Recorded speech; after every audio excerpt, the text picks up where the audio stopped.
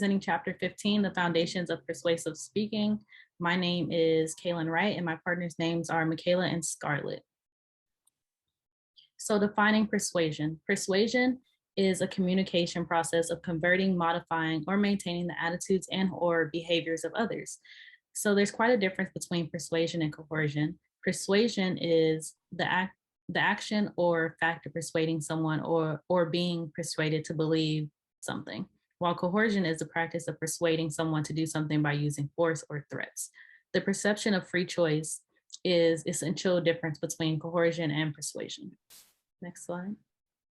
So social judgment theory. Social judgment theory states that when listeners hear a persuasive message, they compare it with the attitudes they already hold. So there are four different parts of social judgment theory. The first is the anchor, which is the core, is the pre-existing attitudes of an issue that a person has. Next is the latitude of acceptance, the position a person finds tolerable. Then the latitude of non-commitment, the position that produce only a neutral or oblivion response. And then lastly, the latitude of rejection, which is a position the person would find objectable because they are too far from the anchor attitude, which means they completely disagree with the issue of the anchor. So speak up. Do not make a conversation your goal of a persuasive speech. It's not meant to be a conversation. If you have a conversation, then it most likely will not end up persuading the person you're having the conversation with during the speech. Conversations happen over time and often require a significant emotional event to motivate radical change. So, if you're having a conversation with somebody and you're trying to persuade them something, it's going to take a very long time and multiple conversations in order to persuade them. Do not ask for the moon, which means major changes is far likely to be persuasive. The change in attitude occurs bit by bit. It is rarely a one-time effort to move an audience toward a major change. And lastly, keep them coming back. For example, in a church, the people that attend the church particularly believe in the religion that is of the church.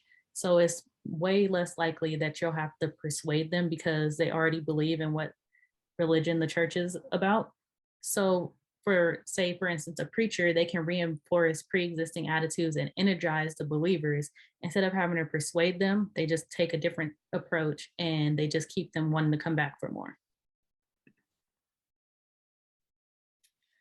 So now we get into attitude, behavior, consistency. I will start off with a quote. Very often, changing attitudes is not sufficient. It is behavior we seek to change. Behavior does not always correspond to attitudes. Essentially, this means that you need to have a direct experience with something. That the old saying, the head can be easily persuaded, but the heart cannot so easily be changed, applies here. The critical principles of attitude consistency include direct experience. Attitudes that are formed from direct experience usually conform more closely to actual behavior than those formed more indirectly. For example, intersectionality is the intersection of multiple forms of marginalization. If you're just reading or watching something, you're not really going to have as much deep personal experience as actually connecting with somebody, hearing them speak, sharing their stories, and trying to understand them on a whole. Secondhand experiences are weak predicators. When put in actual situations, attitudes are more susceptible to change the minute that they're tested, the minute that they're put under any kind of pressure. So how does this enhance your public speaking? Essentially, the more directly you can make your audience feel affected or empathize with those that are affected, the more impactful your messages are going to be. So how do you make your audience feel? Even though it has a rough connotation, there is something to be said about the influence of social pressure. Secondly would be degree of difficulty. That's essentially the amount of effort that it's going to require. As Kaylin mentioned, don't ask for the moon, don't expect the moon, as in the amount of effort that you're asking from your audience or the people that you're speaking to should be a realistic set of expectations for them, something that doesn't require an extensive amount of life-changing, life-altering habits, because we know that habits are formed over time and through repetitive practice. So keeping things realistic and also putting an ample amount of urgency on the issue. Next, we'll get into the elaboration likelihood model. Essentially, this model says that you must make your topic as personal as possible to increase its likelihood to be persuasive.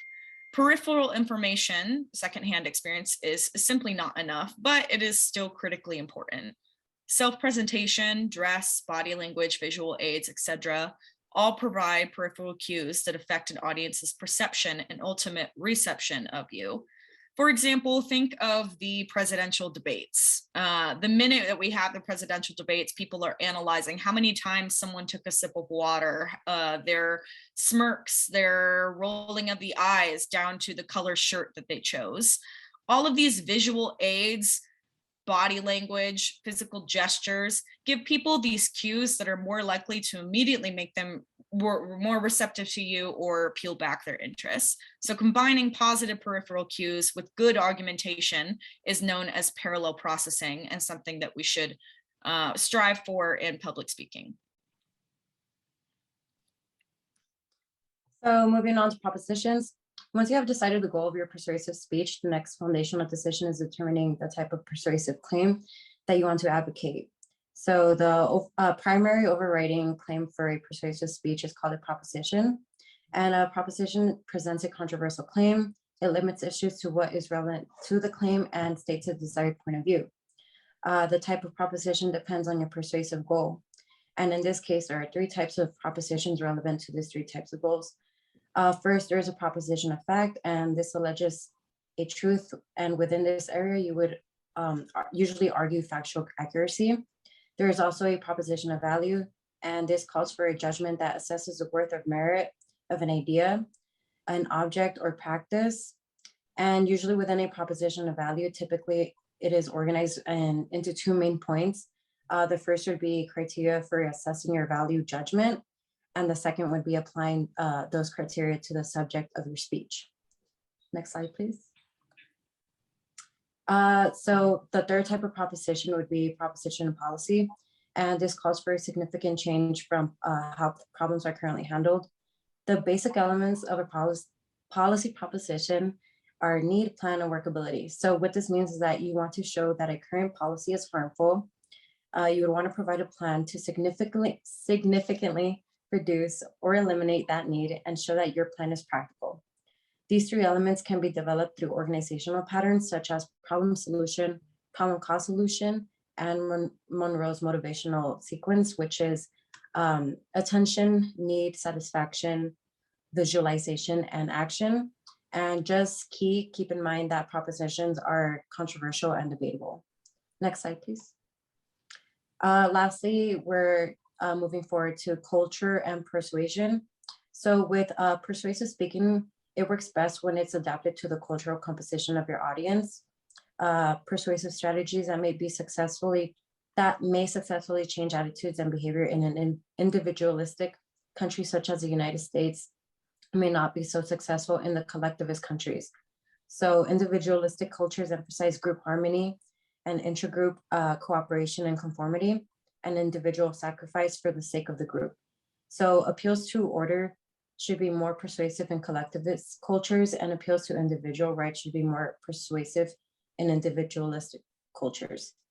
Your choice of persuasive strategies when giving speeches should be influenced by the diversity of your audience.